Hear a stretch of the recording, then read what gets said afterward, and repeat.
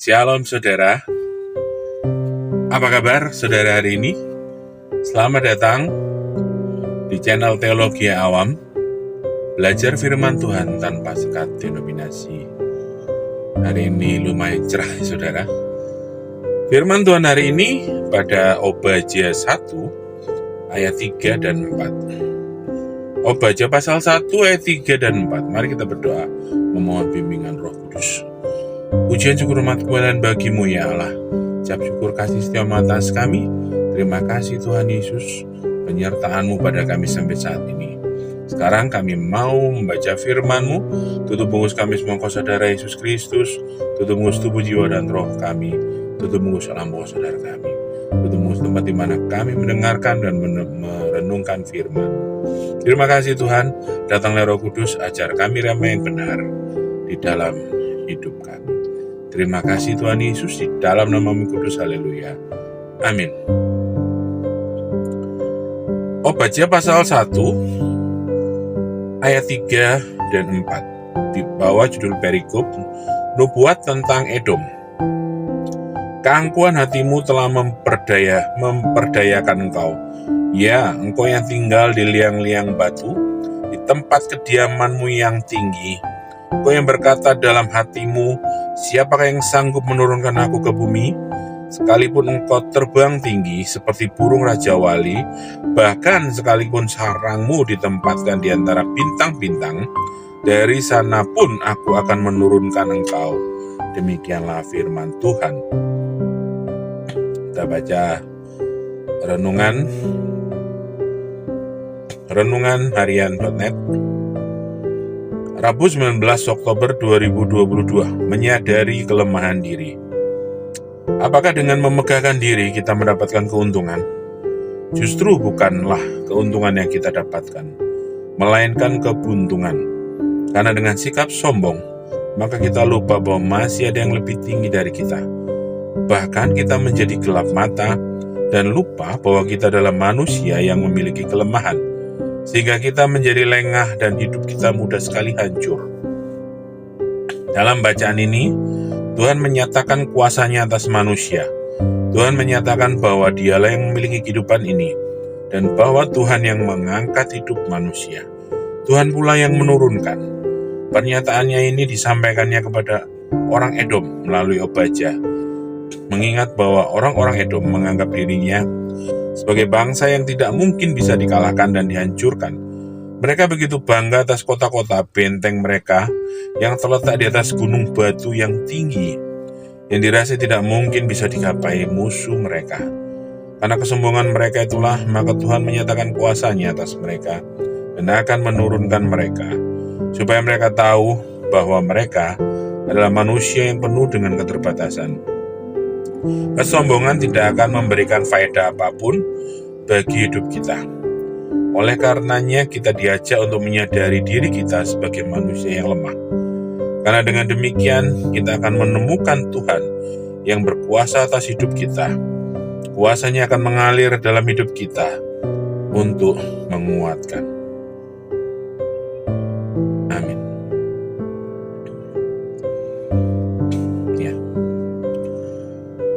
Hari ini pokok bahasan tentang bagaimana Tuhan tidak menyukai kesombongan. Kesombongan itu berurut-urutan sebenarnya. Dari kita merasa diri kita bisa, merasa diri kita benar, merasa diri kita tidak butuh orang lain. Agak repot kalau mikirnya orang mandiri sama dengan orang sombong. Belum tentu juga. Tetapi yang namanya kesombongan juga bisa berawal daripada kita merasa bisa mandiri tanpa orang lain. Terlebih tanpa bimbingan orang yang tua, lebih tua, maupun tanpa bimbingan orang yang dituakan, seperti para pemimpin rohani, pendeta, atau diaken di gereja. Ya. Di sini Tuhan menunjukkan bahwa bangsa Edom, meskipun mereka adalah bangsa yang sangat kuat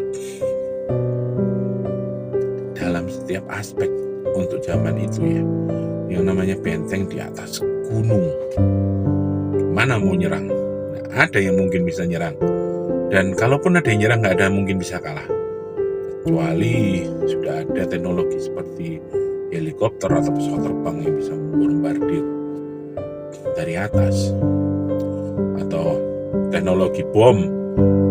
Zaman dulu mentok-mentok api kan. Mereka merasa tidak ada yang bisa mengalahkan mereka sama sekali. Ya, tapi Tuhan ingin menghancurkan kesombongan itu. Manusiawi sekali, karena bagaimanapun yang namanya kita sudah berada pada level, namanya manusia ya, berada pada level yang tinggi, itu pasti akan tumbuh di kesombongan. Kadang tidak bermaksud sombong, kadang maunya tidak sombong, tetapi seperti jadi otomatis. Kenapa Tuhan mau membahas soal kesombongan ini? Kesombongan ini yang sudah menurunkan 2 malaikat yang luar biasa dari surga, yaitu siapa? Iblis dan Lucifer. Ya. Mereka dengan kesombongannya, karena mereka merasa luar biasa dan ingin menyaingi Tuhan, mau tunduk pada Tuhan, memberontak. Karena kesombongan itu akan membuat kita lupa kalau kita punya Tuhan. Bahkan mungkin bukan lupa, tidak butuh. Ya, lupa itu masih mending, masih ada alasan. Tapi tidak butuh. Pasti semua pernah toh merasakan tidak dibutuhkan. Butuh gue. Itu lebih menyakitkan daripada lupa bahwa ada diri kita. Ya, tidak butuh itu jelas-jelas tidak butuh itu. Kita itu ada, tetapi tidak dilibatkan. Kalau lupa kan mungkin ya keselimpet lah gimana itu. Tapi tidak butuh ini loh. Itu sebabnya Tuhan Allah itu sangat-sangat anti dengan yang namanya kesombongan. Dia sudah melihat kesombongan yang menjatuhkan. Dia tidak mau manusia sombong. Manusia yang diciptakan luar biasa untuk menggantikan yang 2 sombong itu yang jatuh. Allah tidak mau. Karena itu sangat sensitif sekali Tuhan Allah itu dengan kesombongan. Karena itu ya saudara, karena kesombongan akan jelas-jelas menjauhkan kita daripada Allah. Bukan menjauhkan secara tidak sadar, tapi secara sadar kita tidak butuh. Artinya apa? Kalau orang lemah, kalau orang kekurangan, mau makan aja harus berdoa, teriak kepada Tuhan.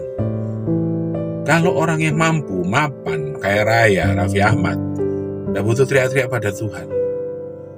Tinggal aja pesan Gojek, GoFood, wah iklan ini ya, atau apapun itu.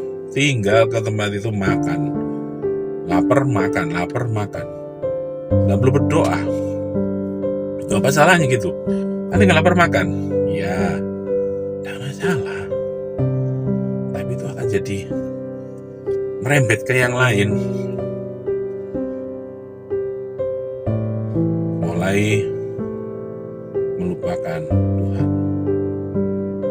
Ya. Tapi mereka tetap ibadah kalau begini begitu. Kalau mungkin hari raya, Natal atau apa, tetap ibadah. Ya, hari Minggu tetap ke gereja. Iya, karena kan libur.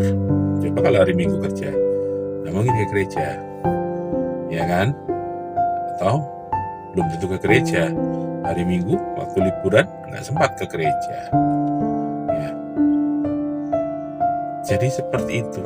Loh, apakah Tuhan itu maunya kita ini miskin, susah, minta tolong terus repotin Tuhan? Nggak begitu juga. Tetapi intinya adalah Tuhan itu nggak mau kita melupakan Dia. Karena Tuhan mengasihi kita. Tuhan akan, kok pesannya jahat ya? Pesannya gimana gitu. Tetapi seperti itu. Tuhan itu sangat mengasihi kita. Sehingga Tuhan itu tidak mau kita ini sombong, melupakan Tuhan. Ya. Gimana ya mau ngomongnya? Tetapi yang namanya aturannya seperti itu. Tuhan mengasihi kita luar biasa. Mau gimana lagi? Itulah. Yang pasti Tuhan sangat tidak suka dengan kesombongan. Hati-hati saudara. Sombongan itu bisa merembet kemana-mana. Ya. Janganlah jatuh seperti Lucifer dan si iblis. Dari orang yang dari malaikat yang luar biasa. Yang satu malaikat dari ordo yang besar. Yang satu malaikat yang dekat sama Tuhan, yang malaikat pemuji. Ya. Seperti itu aja jatuh, apalagi kita. Mau dibahas panjang lebar, agak-agak ribet juga saudara. Karena pasti akan ada pembelaan dari orang-orang yang tidak butuh Tuhan. Orang-orang yang merasa mapan dan memelihara kesombongannya. Karena itu mereka merasa sebagai gaya hidup. Repot. Karena itu bersyukurlah dengan segala apa yang sekarang kita punya. Bersyukurlah dengan segala apa yang sekarang kita alami. Kalaupun Tuhan memberkati lebih, jangan sampai kita lupa sama Tuhan. Jangan sampai berkat Tuhan itu membuat kita jauh dari Tuhan. Karena kesombongan sudah menjatuhkan dua malaikat besar di surga. Mari kita berdoa. Pujian syukur hormat kemuliaan bagimu ya Allah. Ucap syukur kasih setiamu atas kami. Terima kasih Tuhan atas firman-Mu yang boleh kami dengarkan. Terima kasih atas firman-Mu yang boleh kami renungkan. Tentang Engkau tidak menyukai kesombongan. Tuhan sangat benci dengan kesombongan. Ampuni kami Tuhan jikalau kami sombong. Ampuni kami Tuhan jikalau kami merasa tidak butuh Tuhan. Ampuni Tuhan kalau kami